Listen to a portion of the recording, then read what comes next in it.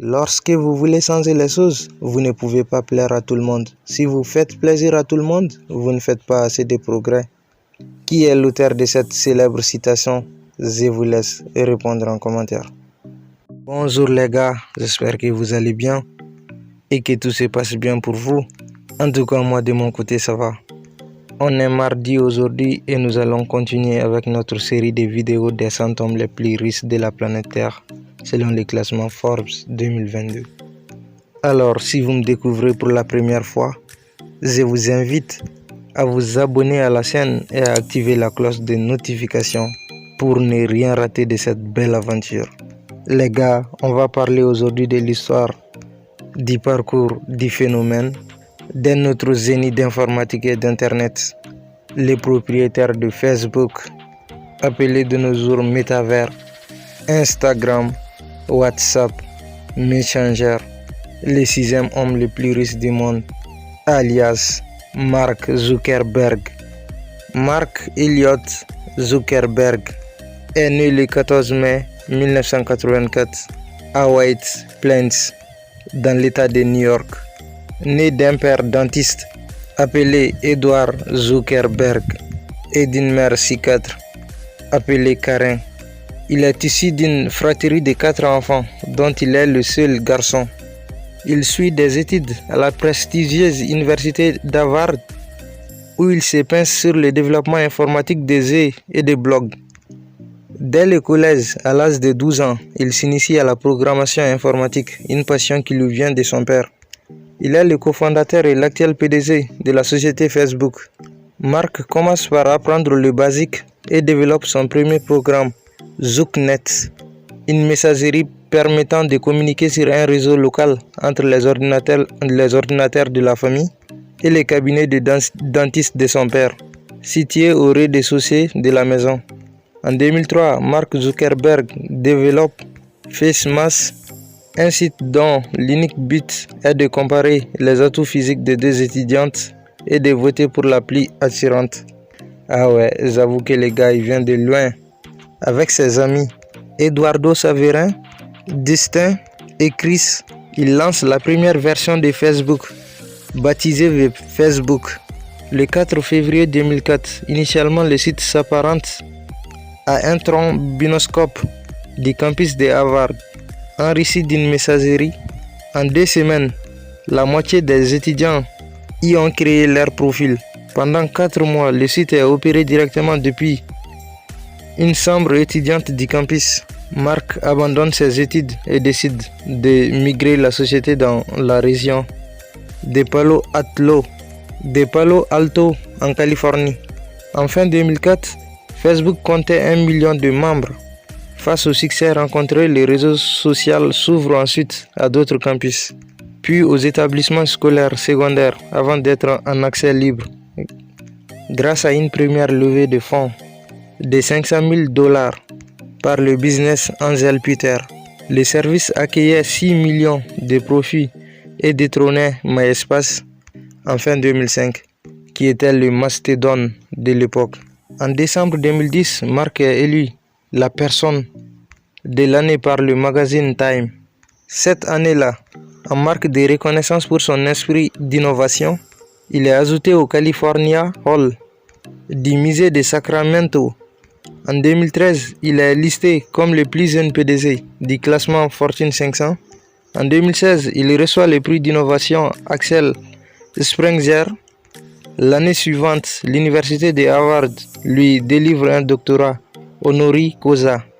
Mark entretient une position de mécène. Il a donné près d'$1 milliard à la fondation Silicon Valley Community. Il finance également les récompenses du prix scientifique Breakthrough Prize, s'élevant à plusieurs millions de dollars pour les lauréats. Avec sa femme Priscilla Sun, il investit plusieurs milliards de dollars dans la recherche scientifique et médicale. Toutefois, il n'échappe pas aux critiques. Le site devenu Facebook obtient un succès planétaire et devient le réseau social le plus visité au monde. Il a été accusé par ses anciens camarades d'avoir volé l'idée même de Facebook. Ses camarades qui étaient sur le point de lancer leur réseau social Harvard Connection, dont il était au courant d'ailleurs. Il a même intégré oralement le projet, mais il est parti de son côté créer son réseau social Facebook. La politique de Facebook menée par Mark est également critiquée par de nombreux gouvernements, notamment en ce qui concerne le respect de la vie privée des utilisateurs et la sécurité de la plateforme, permettant à des éditeurs tiers d'utiliser nos données, l'utilisation abusive, voire la vente des données personnelles. Facebook a notamment été pointé au cœur de l'affaire Cambridge Analytica, ce qui lui donne l'idée de transformer Facebook en métaverse pour faire taire un peu ses accusations, pour tenter de sortir de l'ornière. Sans oublier l'objectif de ces fameux métaverses qu'il envisage à mettre en œuvre dans les prochaines années, qui va te permettre d'être partout où tu veux dans le monde, mais virtuellement. Le monde virtuel, je veux dire. Je ne sais pas moi, de t'imaginer par exemple de partir sur la planète Mars avec des amis. Avec l'utilisation de Metaverse, ces rêves deviendront réalité, mais virtuellement. Il est fou ce mec. Tout ça pour faire taire les polémiques, les critiques et maintenir les gens accrochés, branchés sur son réseau. Avec ces fameux Metaverse, il peut avoir la possession totale de notre corps et de notre esprit. J'avoue que ça me fait peur, hein? Je me demande même si c'est pas la fin du monde qui approche. En tout cas, vous êtes informés. Finalement, il a trouvé un accord avec ses anciens camarades en les réglant par le versement d'une somme de 65 millions de dollars. Selon le Wall Street Journal, en mai 2009, un investisseur russe aurait proposé 200 millions de dollars afin de porter le capital de l'entreprise à 10 milliards de dollars, à condition de disposer d'un siège au conseil d'administration. Mais Mark a refusé car il déclare n'être ouvert qu'à des propositions offrant davantage de latitude à son réseau social. D'après le classement Forbes 2010 des plus grosses fortunes de la planète, la fortune de Mark est estimée à 6,9 milliards de dollars, puis à 13,5 milliards de dollars en 2011. Il détenait à 23 ans le titre du plus jeune milliardaire de la planète. Il est à 35 ans la 8e fortune mondiale avec 62,3 milliards de dollars. Il figure au 52e rang du classement 2008 des personnalités les plus influentes du monde, dressé par le magazine Times.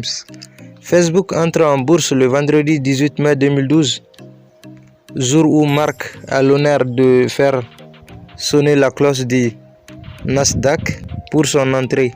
Un mois auparavant, le 9 avril, il a créé la surprise en déboursant 1 milliard de dollars pour acquérir le réseau social Instagram qui a la cote auprès du jeune public. À 27 ans, il s'offre une nouvelle maison de 7 millions de dollars à Palo Alto en Californie, près des nouveaux bureaux de Facebook. Voyons maintenant les erreurs qu'a commis Mark Zuckerberg. Mark a perdu près de 30 milliards de dollars en une journée. Vous imaginez? Voilà ce qui s'appelle passer une mauvaise journée. Mark a vu sa fortune fondre comme neige au soleil. Il a perdu environ 30 milliards de dollars en l'espace de quelques heures, en raison de la chute des actions du groupe Meta, ex-Facebook, dont il est le patron. En ce moment, il vient de quitter le cercle très fermé des 10 personnes les plus riches au monde, selon la dernière mise à jour du classement Forbes. Il y était pourtant confortablement installé depuis 2015 avec une fortune estimée à plus de 100 milliards de dollars. Seulement dans le monde des affaires, tout peut aller très vite, dans un sens comme dans l'autre. En fin 2021, un premier coup dur touchait Facebook, une panne géante venant paralyser les services du réseau social, mais aussi des autres entités appartenant au groupe comme Instagram ou WhatsApp. Si les utilisateurs étaient agacés, le PDG de Facebook l'était également, mais pas forcément pour les mêmes raisons. Ce bug planétaire lui avait coûté la bagatelle de 6 milliards de dollars. Une somme certes rondelette, mais en rien comparable avec celle qui vient de perdre en une seule journée 30 milliards de dollars. L'action de Facebook a cité de 26%. Autre facteur aggravant, la publicité. Comment pensez-vous que Facebook se rémunère? C'est grâce aux publicités qui passent chaque 2 minutes et 3 minutes quand nous sommes en train de regarder des vidéos sur ces différents réseaux. Ce sont ces publicités qui sont les principales sources de revenus pour la société et désormais plus encadrées avec des restrictions du traçage des données des utilisateurs. La publicité est ce qui fait le beurre de Meta. Pour vous expliquer davantage, Mark vend nos données personnelles aux entrepreneurs pour faire leur publicité, raison pour laquelle nous voyons ces publicités défiler chaque les 2 ou 3 minutes. Donc les utilisateurs se sont plaints. Conséquence, le bénéfice net de Meta a reculé de 8% au 4e trimestre par rapport à l'année passée, à 10,3 milliards de dollars. Raison pour laquelle certains disent que Facebook est un réseau de vieux. Mark a tenté de modifier l'image de son groupe via un changement de nom opportuniste, Metaverse, mais la mayonnaise ne semble pas prendre. Facebook, le réseau social phare de la société, serait devenu un repère de boomers. Les jeunes s'en détournent de plus en plus et la moyenne d'âge des utilisateurs augmente. Facebook devient un réseau de vieux plutôt utilisé par les parents et les grands-parents que par les enfants. Le 5 février, lors du 14e anniversaire de Facebook, dans un long message publié le 4 février sur sa page Facebook, Mark a affirmé avoir fait de nombreuses erreurs depuis sa création. Donc c'est le moment de réfléchir sur ce que l'on pourrait faire mieux. À travers les années, j'ai fait quasiment toutes les erreurs que vous pouvez imaginer, a-t-il écrit sur sa page personnelle. J'ai fait des dizaines d'erreurs techniques et de mauvaises transactions. J'ai fait confiance aux mauvaises personnes et j'ai placé des personnes talentueuses au mauvais poste. J'ai manqué des tendances importantes et réagi lentement à d'autres. J'ai lancé des produits qui ont rencontré échec après échec. Il dit que la raison pour laquelle notre communauté existe n'est pas parce que nous avons évité de faire des erreurs. C'est parce que nous croyons que ce que nous faisons a suffisamment d'importance pour continuer à essayer de résoudre les défis qui se présentent à nous, tout en sachant très bien que nous connaîtrons encore et encore des échecs. Mais c'est la seule manière de faire des progrès. Waouh, tout est dit. Et c'est lui l'auteur de la célèbre citation: lorsque vous voulez changer les choses, vous ne pouvez pas plaire à tout le monde. Si vous faites plaisir à tout le monde, vous ne faites pas assez de progrès. C'est lui qui dit également que les gens pensent que l'innovation, c'est d'avoir une bonne idée. Mais l'innovation consiste en grande partie à agir rapidement et à essayer beaucoup de choses. Il dit encore que le plus grand risque est de ne prendre aucun risque. Les gens peuvent être très intelligents ou avoir des compétences qui sont immédiatement applicables. Mais s'ils n'y croient pas eux-mêmes, alors ils ne vont pas vraiment travailler dur. Il dit qu'il pense généralement que si vous faites de bonnes choses pour les gens dans le monde, cela revient et vous en bénéficiez au fil du temps. Et je trouve que c'est vrai. J'aime beaucoup ces citations. Il a 30 célèbres citations à son nom. Je vous mettrai le lien dans la description de la vidéo. C'est tout pour aujourd'hui les amis. Merci d'avoir regardé la vidéo jusqu'à la fin. Si vous avez aimé, n'oubliez pas d'aimer et de commenter la vidéo et vous abonner à la chaîne pour ne rien rater de cette belle aventure. Prenez tous soin de vous et on se dit à samedi pour la 7e vidéo où on va parler du 7e homme le plus riche du monde, Sergey Brin, l'ami de Larry Page, la personne qui a cofondé Google avec Larry Page. On se dit à samedi les gars. Peace.